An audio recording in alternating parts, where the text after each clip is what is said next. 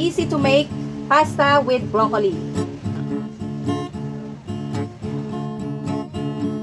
So here I already blanched my broccoli, and just make sure guys that it's not overcooked.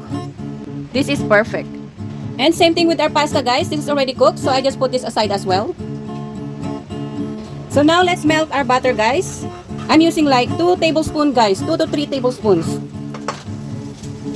And now let's add our minced garlic, 2 tablespoons of minced garlic. And just let it cook for 1 minute guys.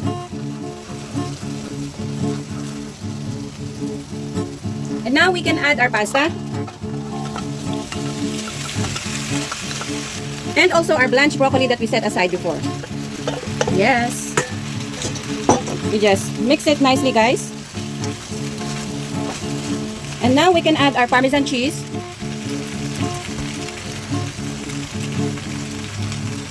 Or you can also mix it after guys if you want, or we can add now and then later on you can also add some more if you want.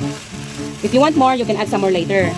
So we just mix it nicely just like this, and it's done guys. Yes, this is done. Wow, if you have a picky kid guys who doesn't want meat, this is perfect for them guys. So it's just pasta and broccoli.